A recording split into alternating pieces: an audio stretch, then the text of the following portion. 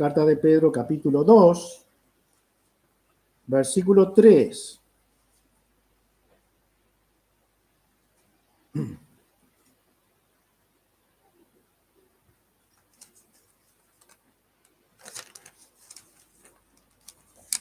¿Lo ven ahí?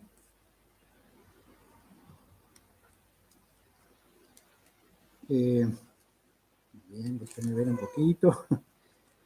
Pedro 2, 3. Y vamos a orar al Señor. Bendito el Dios y Padre de nuestro Señor Jesucristo, que según su grande misericordia nos hizo renacer para una esperanza viva por la resurrección de Jesucristo de los muertos. La gracia de Dios que ha hecho en nosotros una tarea, una obra, como ninguna otra para llegar a la salvación.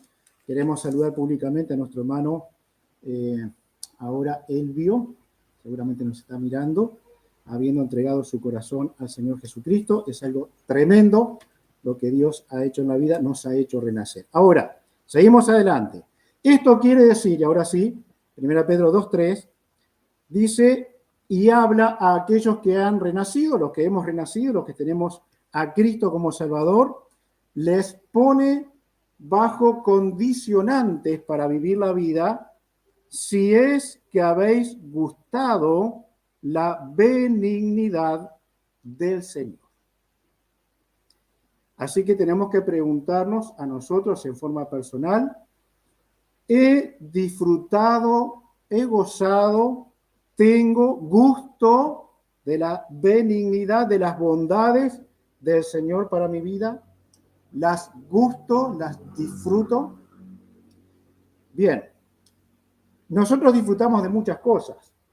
Yo disfruto ver un paisaje al atardecer, ¿no? Ya les he contado, no quiero aburrirlo porque me pongo muy romántico, ¿no? Pero, por ejemplo, una vez vi el sol ocultándose detrás del cerro. Fue la foto más linda que vi, no la pude sacar, ¿no? Es una foto tremenda. O en algún lugar, en una playa aquí en la vuelta, que son muy lindas, ver el atardecer, ¿sí? Así que disfruto de eso. He visto lunas tremendas. Disfruto de eso, me gusta. Si pudiera tener una buena cámara, seguramente sacaría fotos para recuerdo. Con mi esposa vimos un paisaje que, yo no sé si alguno de ustedes lo ha visto, pero jamás lo había visto. Había visto un arco iris desde una calle muy baja en Rivera Libramento, de una calle muy baja, estaba arriba, y el arco iris era tan tremendo, parecía que empezaba así en el medio de la calle. Precioso. Pero vimos dos arcoíris a la vez. ¿Vio alguno de ustedes dos arcoíris a la vez? ¿En serio? No, yo pensé que era yo. No puede ser, a la vez dos arcoíris. Bueno, pero lo vimos crecer. Era increíble. Había uno, se veía cómo se formaba, y otro al lado empezó a crecer. Las fotos que saqué fueron bastante más o menos. Así que disfruto de esas cosas. Capaz que algunos de ustedes disfrutan, no sé, de ver la vida de animales, la vida salvaje, todo ese tipo de cosas en documentales, ¿no? Pero gustamos la benignidad del Señor, aquellos que hemos sido salvados. ¿La gustamos? Porque si esto ha ocurrido, hay cosas, si la hemos gustado, que queremos, deseamos y debemos hacer para justamente mostrar que eso es una realidad. Así como vamos a examinar algunas de estas cosas que dice en el contexto de este capítulo 2, y entonces vamos a orar y vamos a examinar. Padre, pedimos que la gracia de Dios y la obra del Espíritu de Dios sea la que trabaja en nuestros corazones en este tiempo. Oramos que tú estés hablando a nuestras almas, lo precisamos, que nos estés adiestrando, nos estés corrigiendo y ayudando para fortalecer esas áreas que tal vez ya están fuertes, pero si están siendo débiles, si hemos gustado esas benignidades de Dios y no somos agradecidos con nuestras vidas, entonces te pedimos que tú hables y obres en nuestro corazón. Que la obra del Espíritu de Dios sea hecha en este día. En el nombre de Jesús oramos. Hemos recibido bondades de las personas también, muchas bondades. Hemos tenido tiempos buenos en que tenemos buenos compañeros, hemos tenido tiempos malos en que son los mejores compañeros, ¿no? Así se ven los compañeros. Y hemos gozado de benignidad humana.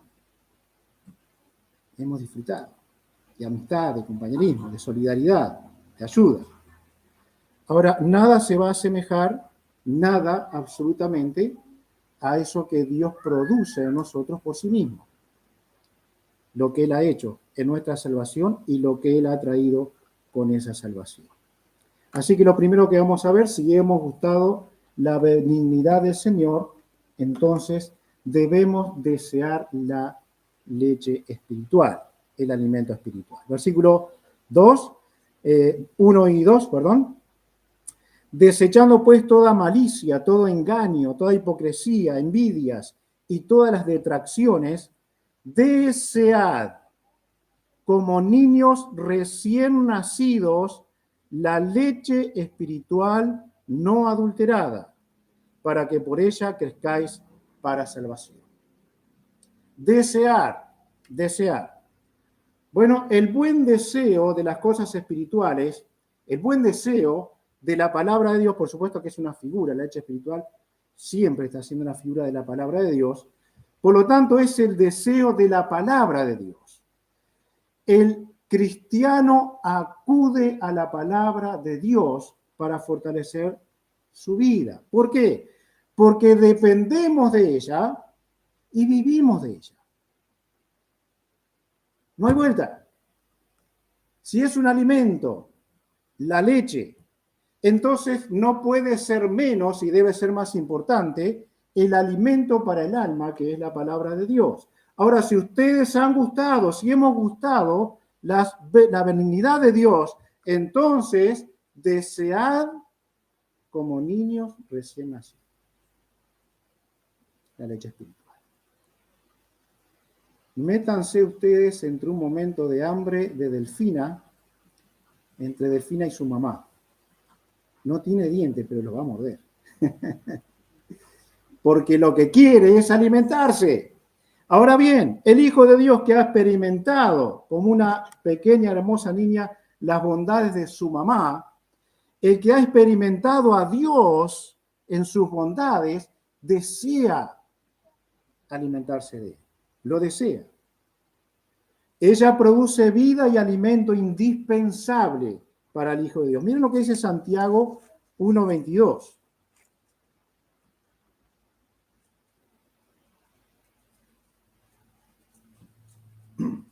Dice, pero sed hacedores de la palabra y no tan solamente oidores, engañándoos a vosotros mismos. ¿Saben cuánta gente tiene conocimiento de la palabra? ¿Cuánta gente podría citarnos versículos y versículos de memoria? Creo que la única santa que lo hace bien es Úrsula, los que la conocen. Cita y cita y cita, pero su alma está con Dios. Estoy seguro de eso. Ahora, ¿cuánta gente hay que cita la palabra y es capaz de darnos buenos y grandes sermones? Cuéntenme entre ellos, por favor, que no tiene en serio lo que dice Santiago. No solo oír, sino hacer. Es lo que delante de Dios vale. Es alimento, es indispensable para nosotros. Agregamos a esto que la palabra de Dios santifica. El Señor Jesucristo dijo, santifícalos en tu verdad, tu palabra es verdad. Entonces, ir a la palabra es desearla de verdad. Dice la palabra de Dios, ¿con qué limpiará el joven su camino? ¿Recuerdan cómo termina? Es un proverbio. El que no guarda la palabra de Dios, porque es con guardar la palabra de Dios, solamente ha escuchado. Entonces no tiene resultado. Entonces no ha dado valor a la benignidad de Dios para con su vida. No tiene valor. Escucha nada más. En 1 Pedro, ahora 1:16, refiriéndose a la palabra, Porque escrito está escrito, palabra de Dios, ser santo porque yo soy santo. ¿No? No escapamos a la palabra de Dios para la santificación. Es imposible. Pensamos en los jóvenes, cuánto realmente le dan importancia a la palabra de Dios, porque de eso va a depender que limpien su camino. ¿No? Pero el camino puede estar muy sucio, porque solamente escucha, pero no es hacedor de la palabra. La palabra da crecimiento. 1 Pedro 2 y el versículo 2 dice así: desead como niños recién nacidos la leche espiritual no adulterada, para que por ella crezcáis para salvación. Da crecimiento, da crecimiento. Cada cosa a su tiempo. Pero hay personas que tienen muchos años de creyente y todavía tiene que estar dándose el evangelio porque no crece. Porque no obedece, a pesar de que ha escuchado mucho la palabra de Dios. 4:11, aquí en Pedro. Si alguno habla, hable conforme a las palabras de Dios. Si alguno ministra, ministre conforme al poder de Dios que Dios da, para que en todo sea Dios glorificado por Jesucristo, a quien pertenecen la gloria y el imperio por los siglos de los siglos. Amén. Pero hablamos como queremos y ministramos como queremos. No hay deseo de la palabra de Dios. Si has experimentado, has gustado la benignidad del Señor, tu hablar va a cambiar y tu ministrar, va a cambiar. Va a ser puro, va a ser santo. Y ustedes recuerdan cómo Santiago habla del hablar, ¿eh? El que refrena su lengua es sabio. Entonces, tenemos mucha cosa para aprender aquí mismo. Miren, el mismo Santiago, capítulo 1, crecemos, se supone, en la parte que le podemos llamar religiosa, ¿no? 1:26. Si alguno se cree religioso entre vosotros y no refrena su lengua, sino que engaña su corazón, la religión del tal es vana. La religión pura y sin mácula delante de Dios, el Padre, es esta: visitar a los huérfanos y a las viudas en sus tribulaciones y guardarse sin mancha. ¿Nos damos cuenta? Que hay una forma religiosa de proceder conforme a la palabra de Dios, que no es solo bla bla, que no es solo conocimiento, no es solo que te puedo citar 20.000 versículos de una sola y mi vida es un desastre, que conozco doctrina, que conozco autores, no está mal nada de eso, ¿sí? Que sé quién piensa esto, que sé quién piensa lo otro, y ¿dónde está tu vida, tu forma de vivir? ¿Dónde está tu demostrar de religión? ¿Por qué? Porque hay gente sufriendo, hay huérfanos, hay viudas, y hay un mundo lleno de mancha en el cual somos luz y sal de este mundo. Así que, si alguno se cree religioso y no refrena su lengua, dice, su religión es vana, no tiene sentido. Es puro conocimiento, nada más. Así que el examen es bueno. ¿Has tú experimentado la benignidad de Dios? ¿Crees que Dios es bueno? Todos diríamos que sí, ¿no? Hasta que llega el tiempo malo y decimos, me parece que no es tan bueno. Yo escuché decir a una mujer, Dios se equivocó conmigo. Y era una buena creyente, Era temerosa, piadosa, tenía sus cosas como todos los perros, ¿no? Pero ella terminó diciendo, por tanta prueba que tenía, Dios se equivocó conmigo. Es bravo, ¿no? Es bravo. Así que la lengua habla mucho de lo que somos, dice mucho de lo que somos, habla de nuestra religión y religiosidad. Los cambios se pueden y se deben producir si hemos experimentado la bondad de Dios. La palabra vivifícame. El salmista decía, vivifícame conforme a tu palabra. La palabra une a la iglesia. Aquí mismo en 1 Pedro, capítulo 4, 7 y 8.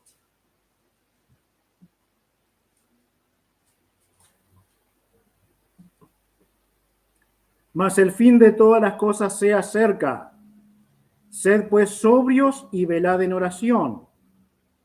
Y ante todo, tened entre vosotros ferviente amor, porque el amor cubrirá multitud de pecados. Es una consecuencia de conocer la benignidad de Dios. Lo hemos estado mirando el viernes en la oración. Cuando el Hijo de Dios, cuando la persona se ha convertido, no, otra vez no es porque es bueno, es porque Dios tuvo gracia, tuvo misericordia. Es esa la razón. Así que experimentamos la benignidad de Dios. Entonces dice, sé benignos los unos con los otros. Sean buenos los unos con los otros. Los más viejos aquí estamos pronto a tocar retirada.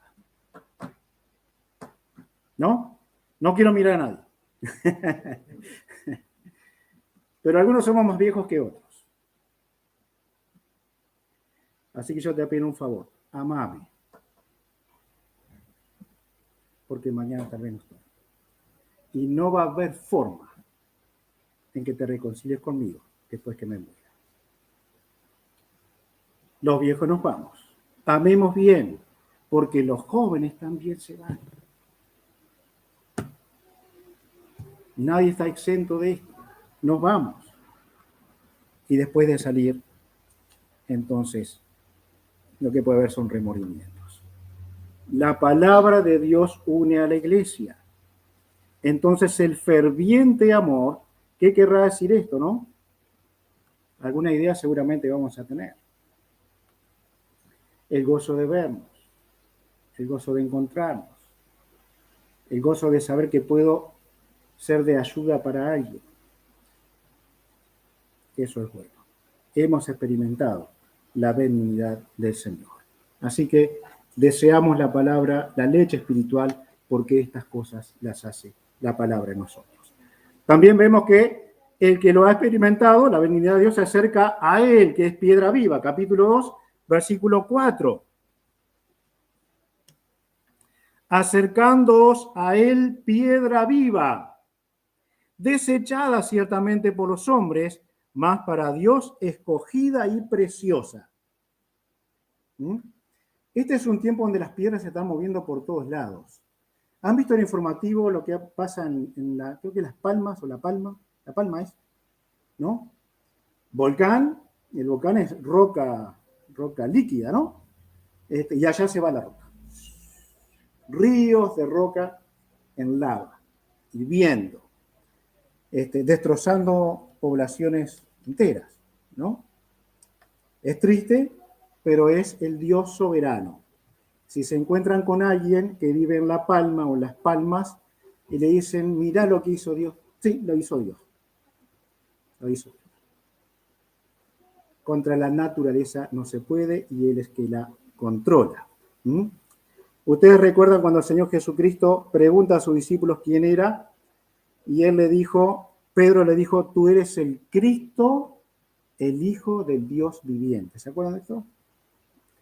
Esta era la roca, es Jesús. Y él dijo, sobre esta roca, sobre esta declaración, edificaré mi iglesia. Así que la roca es Jesús, es Él. Ella es firme, Él es firme, sin posibilidad alguna de que el infierno mismo la derrita. No se puede. Nada ni nadie puede con Jesús. Él es la roca. Él es el Dios eterno. Y solo sobre esa roca se puede edificar bien. El cristiano tiene un cimiento perfecto. Un cimiento perfecto. Por lo tanto, el cristiano se acerca a la piedra viva, se acerca a él. Ora en su nombre. ¿No usamos el nombre de Jesús para orar? Porque Él es la roca. Él es la roca firme en la que nos afirmamos nosotros. Jesús es nuestro estilo de vida. Como vivió Jesús, debería vivir el cristiano. Jesús tuvo una forma, un estilo de vida. Y es por eso que el cristiano se tiene que acercar a Él. Piedra viva. Esta roca no se desliza, no destruye a la iglesia. Imagine usted hacer cualquier edificio en la montaña que luego va a explotar. ¿no? Bueno, esta roca no se va a mover. Jesús jamás va a ser movido. En 1 Pedro también, versículos 6 y 7, dice así, hablando de él. Por lo cual también contiene la Escritura, he aquí pongo en Sión la piedra principal del ángulo, escogida, preciosa, y el que creyere en él no será avergonzado. El que cree en Cristo no será avergonzado. Para vosotros, pues, los que creéis, él es precioso. Este es Jesús. Esta es la roca que Dios describe en su palabra. Piedra principal del cimiento de ese edificio, escogida y preciosa. Así que el Hijo de Dios se acerca a él.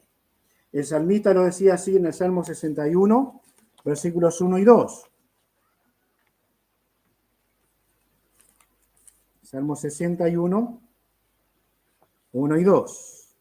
Oye, oh Dios, mi clamor, a mi oración atiende. Desde el cabo de la tierra clamaré a ti, cuando mi corazón desmayare. Llévame a la roca que es más alta que yo. Entonces el cristiano se acerca a la roca viva. El que ha experimentado la benignidad del Señor se acerca a la roca que le sostiene. Por supuesto, tantas veces citado, sin mí nada podéis hacer. Él es la roca. Por favor, si hemos experimentado el bien de Dios, la bondad de Dios, tenemos que vivir en Cristo. Él es nuestro sustento. También podemos ver que el cristiano que ha experimentado esa bondad, benignidad, se edifica como casa espiritual. Vamos a leer el versículo 5, la primera parte nada más, ¿no? Vosotros también como piedras vivas, sed edificados como casa espiritual. Casa espiritual. Sobre esta roca edificaré mi iglesia. El creyente es una pequeña roca. De hecho, literalmente es eso lo que Jesús menciona cuando dice que Él es, sobre esa roca edificaré mi iglesia, ¿no? Y Pedro sería la pequeña roca que llevaría luego la palabra de Dios. Así que somos pequeñas rocas en las manos de Dios y acercándonos al Señor Jesucristo. Pero nos edificamos. Nos edificamos. Tenemos una responsabilidad. Cuando somos niños se nos acerca todo lo que tenemos que comer y lloramos para que eso ocurra. Pero cuando vamos creciendo, necesitamos empezar a comer por nosotros mismos. Nos edificamos en esa pequeña roca que va hacia el Señor Jesucristo. A ningún creyente serio, Jesús le es indiferente. A ningún creyente serio, Jesús le es indiferente. Pero hay muchos creyentes que no le interesa la enseñanza de Jesús. Han endurecido sus corazones. No le importa que Él sea el que les ha dado tantas bondades. Dice la palabra de Dios, el necio construyó su casa. ¿Dónde la construyó? En la arena. ¿Somos necios? ¿Estamos siendo necios o estamos siendo sabios? Porque el sabio trabajó, cavó en esa arena. Uno de los evangelios parece dar esa idea, están trabajando como vecinos en el mismo terreno. Pero el sabio no hizo la casa sobre la superficie. Ahondó hasta llegar a la roca. Y no quiero hablar otra vez de Don Luis, que nos hizo hacer unos pozos grandes. No encontramos piedra, pero anduvimos cerca de un chino ahí. El sabio cavó hondo, más allá de la arena, no fue superficial, no ignoró al Señor Jesucristo, no fue ignorante. Algunos creyentes piensan que pueden edificar en el pantano, en el barro, que la roca no es importante. Ustedes saben que hay países que le ganan terreno al mar, ¿no? Uruguay, de hecho, lo está haciendo. Nuestro puerto se está ganando terreno al río. ¿Saben qué va a pasar? Víctor y Rodrigo van a salir corriendo. Se los va a tragar. El mar se los va a tragar. Pero es seguro eso. No sé si lo veremos. Pero es seguro. Es seguro. Hay países que han tirado tierra, escombro, piedras, rocas. El mar se los va a tragar. No hay duda. No hay duda. Dios va a obrar para que eso ocurra. Ahora, el cristiano a veces parece eso. ¿No? Le voy a ganar terreno al barro. Me voy a embarrar un poco. Le voy a ganar terreno al pantano. Pero esa casa se va a hundir. No va a ser una construcción buena. Más tarde o más temprano se va a caer. Así que no hagamos inventos espirituales. La roca es Cristo. Y el cristiano solo edifica sobre él. Sobre la verdad del Señor Jesucristo. Algo más. Aquel que ha experimentado la benignidad de Dios se ejercita en un sacerdocio santo. Versículo 5. La segunda parte, bueno, lo leemos todo así, no queda cortado allí. Vosotros también, como piedras vivas, sed edificados como casa espiritual y sacerdocio santo para ofrecer sacrificios espirituales aceptables a Dios por medio de Jesucristo. Sacerdocio santo. Bien, podríamos preguntarnos entonces qué es el sacerdocio, ¿verdad? Porque no nos vamos a vestir como los sacerdotes de los tiempos bíblicos o como ahora mismo existen sacerdotes y no vamos a procurar vivir o hacer como ellos. No se trata de eso. Los sacerdotes antiguos eran personas que trabajaban en nombre de Dios y que tenían, por supuesto, funciones de interceder entre Dios y los hombres. Tarea que un pastor no puede hacer, no de la forma que ellos lo hacían, porque dice la Escritura que el sumo sacerdote, ¿quién es? Cristo, ¿no? Pero todavía dice que somos sacerdotes. Así que todavía hay alguna forma en la que nosotros estamos ministrando para Dios y estamos intercediendo por otros. Ellos son los que ofrecen sacrificios espirituales por medio de Jesucristo, dice aquí, ¿no? En el Nuevo Testamento, para ofrecer sacrificios espirituales aceptables a Dios por medio de Jesucristo. Esto quiere decir a la vez que es una tarea de todos. De todos. Aquí hay sacerdotes, termina con eso, así que no incluiría a todos, ¿no? Termina con idioma inclusivo. Sacerdotes y sacerdotas. Todos aquí, porque le habla a la iglesia, cumplimos una función de intercesión que por supuesto que es limitada delante de Dios. Ofrecemos al menos sacrificios espirituales por medio del Señor Jesucristo. En el capítulo 2, versículo 9, miren cómo lo menciona agregando más cosas. Mas vosotros sois linaje escogido, real sacerdocio, nación santa, pueblo adquirido por Dios, con un propósito, para que anunciéis las virtudes de aquel que os llamó de las tinieblas a su luz admirable. Un cristiano que de sus palabras nos surge el evangelio, que con su vida no es ejemplo de una vida cristiana, no está cumpliendo la función de sacerdocio. Así que hay mucho trabajo para nosotros. Hay mucho trabajo para el pueblo de Dios, para los hijos de Dios. Es una tarea de todos.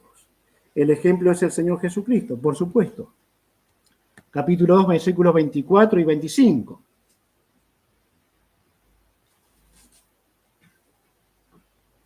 Quien llevó Él mismo nuestros pecados en su cuerpo sobre el madero, para que nosotros, estando muertos a los pecados, vivamos a la justicia, y por cuya herida fuisteis vosotros sanados. Misericordia, gracia, benignidad hemos experimentado. Porque vosotros erais, no son, erais como ovejas descarriadas, pero ahora habéis vuelto al pastor y obispo de vuestras almas. Habéis vuelto a Dios, al Señor Jesucristo, el sumo sacerdote. Entonces, cuando la palabra nos dice esto, nos da el ejemplo para cómo vivir el sacerdocio, que hay que ver. La historia de Jesús. ¿Cómo vivió? ¿Cómo procedió? Aún hoy mismo, cómo Él trabaja en nosotros. ¿Qué hace por nosotros? ¿No dice la palabra de Dios que si hemos pecado tenemos abogado para con el Padre? ¿No dice que Él es el sumo sacerdote al cual podemos acercarnos al trono de la gracia? Bien, hay cosas que imitar, hay cosas que hacer como pueblo de Dios. La función de intercesión, otra vez en el versículo 9, la intercesión del pueblo de Dios es anunciar el Evangelio. Para eso fuimos salvados. Para anunciar el Evangelio, para hacer un testimonio de eso, para ser de bendición para el incrédulo. Miren ustedes, bendiciendo al incrédulo. Pero esa gente no merece nada. Claro, yo tampoco merecía nada. ¿Cuál es el problema con servir a un incrédulo? ¿Cuál es el drama con tratar bien a un incrédulo? ¿Cuál es el problema con ese compañero que está haciendo la guerra a mi vida? ¿Cuál es la forma de tratarlo? ¿Cómo lo trató Jesús? ¿Cuál es el ejemplo de él? ¿Cómo nos trata a nosotros? Bendición para el incrédulo. Capítulo 2, 19. Dice así: porque esto merece aprobación si alguno por causa de la conciencia delante de Dios sufre molestias padeciendo injustamente. Entonces dice, ya que sufres injustamente, ponete en un rincón a llorisquear. Pues qué gloria es si pecando sois abofeteados y lo soportáis. Mas si haciendo lo bueno, sufrís y lo soportáis, esto ciertamente es aprobado por Dios, delante de Dios. Pues para esto fuiste llamados. Ahora se me complica más. Yo no quería sufrir y Dios me salvó para, entre muchas cosas, sufrir. Porque también Cristo padeció por nosotros, dejándonos ejemplo para que sigáis sus pisadas. ¿No bendijo Dios al incrédulo en Cristo? ¿No lo bendijo? ¿No salvó tu alma? ¿Y por qué te salvó? ¿Porque eras crack? ¿Porque te las sabías todas? ¿Porque en tu mente estaban todos los versículos? No. Te salvó porque tuvo misericordia. Y lo que Él hace es sigamos sus pisadas, porque el incrédulo es la figura muy clara en el presente de lo que nosotros éramos en el pasado. Así que bendecimos a los incrédulos. Bendecimos al creyente. Capítulo 3, versículos 8 al 12. Faltaría que esto no ocurriera, ¿eh? Finalmente, sed todos de un mismo sentir, compasivos, amándoos fraternalmente, misericordiosos y amigables, no devolviendo mal por mal ni maldición por maldición, sino por el contrario, bendiciendo. ¿A quién? A los hijos de Dios, al pueblo de Dios, bendiciendo, sabiendo que fuisteis llamados para heredar, para que heredaseis bendición.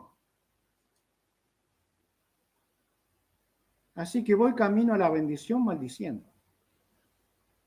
Voy camino a la bendición defraudando. No tiene mucho sentido, ¿no? voy a dar bendición y mientras voy despilfarrando las bendiciones de Dios. Y así podríamos leer más abajo la bendición para el pueblo de Dios. No, 12, porque los ojos del Señor están sobre los justos y sus oídos atentos a sus oraciones, pero el rostro del Señor es contra aquellos que hacen el mal, incluidos los cristianos, incluidos los creyentes. Así que bendecimos al pueblo de Dios. Bendecimos a las autoridades, capítulo 2. No nos gusta mucho esto. Hay mucho reproche para las autoridades, las tengo también. Versículo 13 al 15. Por causa del Señor someteos a toda institución humana, ya sea al rey como a superior, ya a los gobernadores como a los enviados, por él enviados para castigo de los malhechores y alabanza a los que hacen el bien. Porque esta es la voluntad de Dios, que haciendo el bien, hagáis callar la ignorancia de los hombres insensatos. Así que somos puestos para bendición de las autoridades. ¿Tienen ustedes críticas para estas autoridades? Yo también. Pero no puedo faltar a las responsabilidades que tengo hacia estas autoridades. Si tengo algo que la justicia me puede ayudar contra las autoridades, voy a la justicia y reclamo, y si es justo mi pedido, se me escuchará. Y si no, la autoridad tiene la razón. ¿Me gusta? No. Pero ¿qué dice? Que honre las autoridades. ¿No? Así que el cuidado que tenemos que tener como pueblo de Dios, porque hemos sido puestos para esto, para bendición. Versículo 17. Honrad a todos, amad a los hermanos, temed a Dios, honrad al rey. Y miren que cuando escribe acá honrar al rey, y cuando habla de las autoridades, muchachos, estamos un lujo con estas que tenemos, ¿eh? Y las anteriores también, y las anteriores también, y las anteriores también, y podemos ir mucho para atrás, porque estas autoridades del tiempo bíblico eran dueños de la vida y la muerte de las personas. Hacían lo que querían. Capaz que hoy lo hacen, pero hay un poco más de control, a pesar de lo que hacen. Somos y debemos ser de bendición para la familia, capítulo 3, versículos 1 y 2. Asimismo vosotras, mujeres, estad sujetas a vuestros maridos, para que también los que no creen a la palabra sean ganados sin palabra por la conducta de sus esposos, considerando vuestra conducta casta y respetuosa. ¿No? ¿Bien? Creo que la mayoría aquí, sus esposos son creyentes, pero si su conducta como cristiana no es buena, no tiene ninguna chance, bueno, permítame pensar en la soberanía de Dios, está toda la chance. Pero usted no sea culpable, dama creyente, de espantar a su esposo del Evangelio. Si su conducta es mala, ellos dirán, pero esto es lo que hace el Evangelio. Me quedo como estoy. Esto es lo que hace el Evangelio. Así que las esposas tienen que tratar con respeto a sus esposos incrédulos. Bendice a la familia. Versículo 7. Vosotros, maridos, igualmente vivid con ellas sabiamente, dando honor a la mujer como a vaso más frágil y como a coherederas de la gracia de la vida, para que vuestras oraciones no tengan estorbo. Y aquí va entonces el trato del varón creyente a su esposa creyente.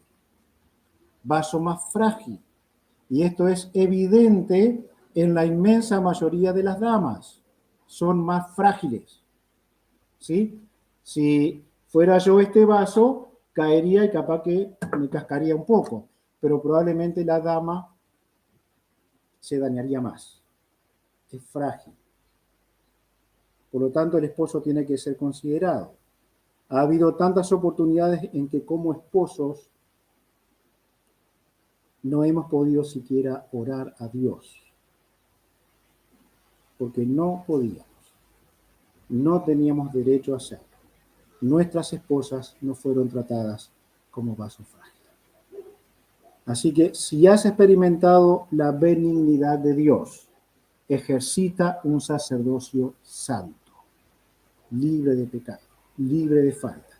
Y esto quiere decir que en todas las áreas de nuestras vidas estaremos siendo un testimonio al incrédulo, al creyente, a la autoridad, a la familia, de cómo es el comportamiento de un cristiano. ¿Para qué? Para traer bendición a esas personas, para ser de bendición.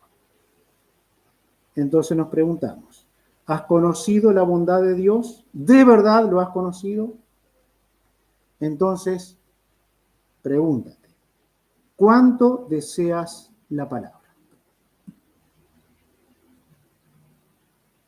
No cuánto la memorizas.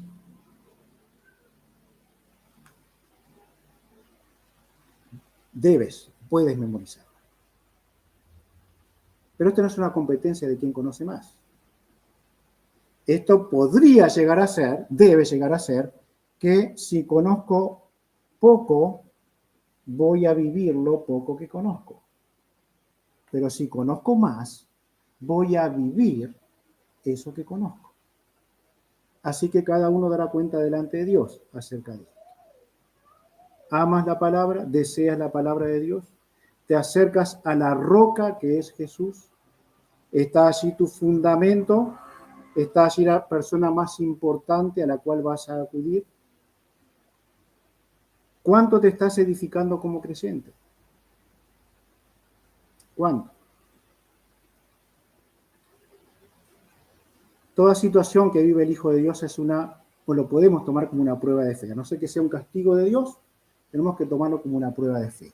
Las pruebas de Dios nunca son para destruir al creyente, es para hacerlo más firme, es para que crezca en fe, es para que afirme su andar y su camino, es para que se edifique. Para eso. Lo normal sería, yo no debo, no puedo, no tengo ningún derecho de salir de esta reunión peor de lo que entré. No puedo ser el mismo. Pero no puedo ser el mismo de ayer. Y no puedo ser el mismo de anteayer. Y mañana tendré que ser mejor. ¿Por qué? Porque el verdadero creyente que experimenta la benignidad de Dios se edifica en Cristo. Se edifica en Cristo. ¿Estás experimentando esa benignidad? ¿Cuánto ejercitas tu nuevo ministerio de sacerdote? ¿Cuánto lo ejercitas? ¿Cuánta gente hay entre tú y Dios? ¿O entre cuánta gente te metes entre ellos y Dios? Las preocupaciones de los hijos de Dios en general tienen que ser, primero su familia, es lo correcto. Su familia que no tiene a Cristo, las personas que no conocen a Cristo, es el primer sacerdocio en el que van a tratar de interceder con toda su alma. Pero miren que hay más gente en el mundo, ¿eh? Hay mucho más. Afuera está lleno de gente. Y ellos deberían ser también nuestra preocupación y nuestra oración. Capítulo 5, versículos 10 y 11. ¿Es Jesús tu estilo de vida? ¿Has tomado la vida cristiana como un estilo de vida? No se ven tanto ahora, ¿no? ¿Se acuerdan aquellos que se vestían todo de negro y que hacían una parejita, uno se ponía hacia lo del otro, todo emotivo? ¿Cómo le llamaban? ¿Se acuerdan? Emo. Los emo. Bueno, en fin. Está. Pero era su estilo de vida. Era su estilo de vida. Cualquiera que lo veía decía, este es un emo. ¿No? Ahora, la gente que nos mira como creyentes tiene que mirarnos 1000 veces para saber que somos creyentes. No hay un estilo de vida, no hay un estilo de vida. No somos creyentes con un estilo de vida. Quiera Dios que sí. ¿Cómo estás ejercitando tu estilo de vida? 5, 10 y 11. Mas el Dios de toda gracia, que nos llamó a su gloria eterna en Jesucristo, después que hayáis padecido un poco de tiempo, Él mismo os perfeccione, afirme, fortalezca y establezca. A Él sea la gloria y el imperio por los siglos de los siglos. Amén. La vida es corta, muy cortita. Si la estamos malgastando, empecemos a gastarla bien. Si no estamos cumpliendo estos mandamientos de nuestro Dios, entonces tenemos que empezar a cumplirlos, porque entraremos en pruebas para que Dios nos haga mejores. Mientras querramos tener un estilo de vida propio, no es vida cristiana. Es un simulacro, pero no es vida cristiana. La vida cristiana, el estilo de vida cristiana, está aquí. Edifiquémonos en nuestro buen Señor Jesucristo. Hemos experimentado su benignidad, entonces hay responsabilidad. Dios nos dé su gracia. Vamos a orar. Señor, gracias por tu palabra. Ayúdanos a valorar con toda nuestra alma esta benignidad que ha sido mostrada en Cristo para nosotros. Hemos experimentado esa obra de Dios, haber sido renacidos en Él. Ayúdanos, danos tu fuerza, que podamos ahondar en estos principios que son simples, que son sencillos, como Pedro los escribió, y por tu gracia podamos nosotros abundar en hechos, en obras que surgen de tu palabra.